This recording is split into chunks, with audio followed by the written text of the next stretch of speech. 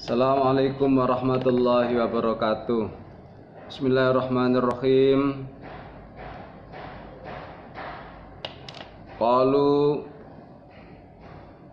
min sunanis salatid dakhilah fiha tangqasimu ilal qismain. Menurut Imam Syafi'i, sunnah di dalam sholat itu terbagi menjadi dua. Satu, yusammunahu bil hayat wa yusammunahu bil ab'ad. Menurut Imam Syafi'i, sholat itu, sholat sunnah, kesunatan di dalam sholat terbagi menjadi dua, yaitu sunnah ab'ad dan sunnah hayat. Fa'amal hayatu, anapun utawi sunnah hayat, lam yahsuruha, jumlahnya tidak bisa diringkas saking banyaknya. Bal qalu kullu ma laisa biruknin min arkanis sholati wa laisa ba'dan min ab'adhiha fahuwa hayatun.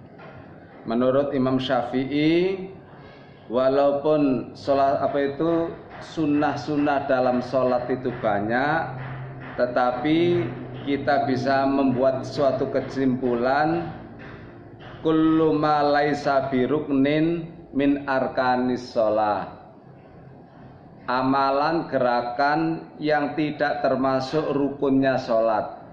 Apa saja yang tidak termasuk rukunnya sholat. Walaisa ba'dan min ab'adhiha, dan tidak termasuk sunnah ab'adnya sholat, maka itu kategori sunnah hayat. Jadi menurut Imam Syafi'i, di dalam sholat itu ada rukun, ada sunnah. Sunnah ada ab'ad, ada hayat. Imam Syafi'i membuat patokan, pokoknya selain rukun, pokoknya selain ab'ad, kesunatan itu masuk di ranah hayat. Rukun sholat apa?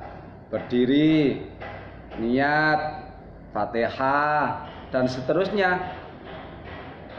Ab'adnya juga menurut Imam Syafi'i dijelaskan, jumlahnya cukup banyak kalau menurut Imam Syafi'i.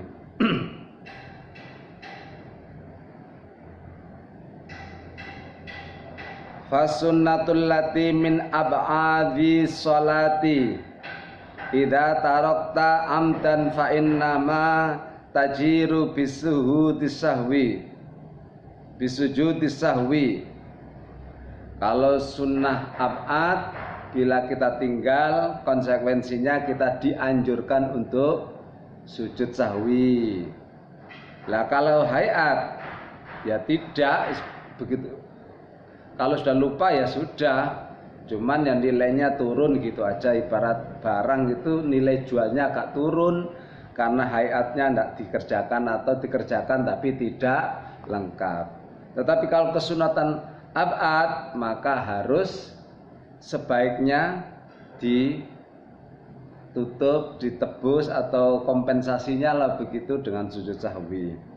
Adapun sunnah ab'ad, menurut Imam Syafi'i jumlahnya banyak ini.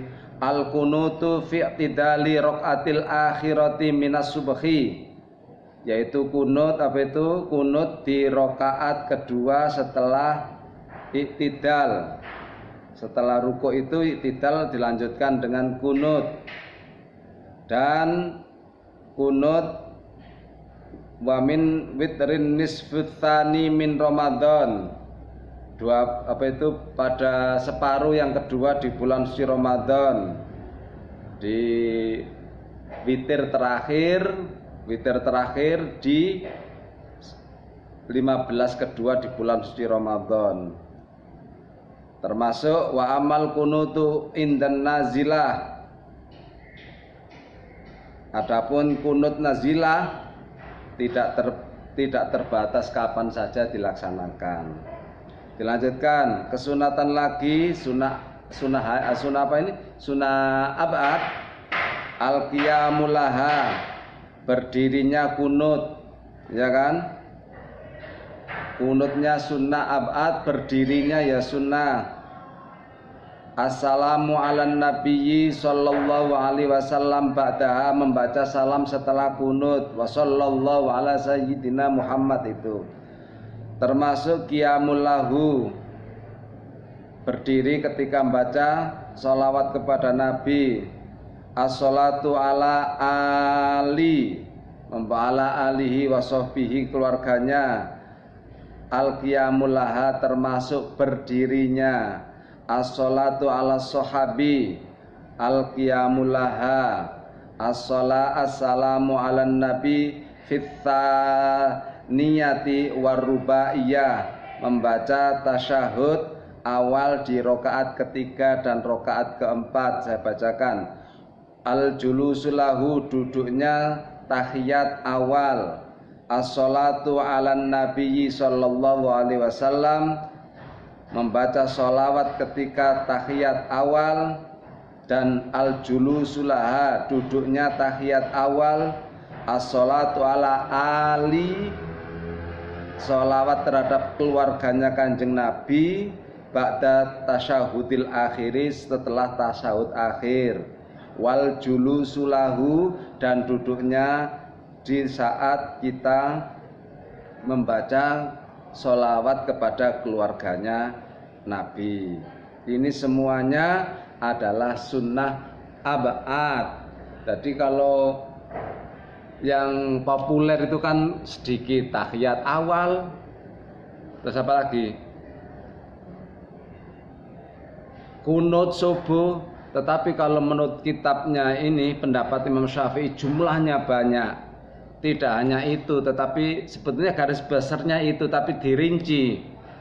Contohnya tadi kunut, berdirinya membaca sholawat, berdirinya membaca sholawat kepada keluarganya, termasuk berdirinya. Sehingga kalau dirinci, kalau menurut Imam Syafi'i, pendapat beliau mengatakan sunnah ab'ad di dalam sholat jumlahnya 20, seperti yang kami terangkan di atas. Demikian, terima kasih, mudah-mudahan bermanfaat. Assalamualaikum warahmatullahi wabarakatuh.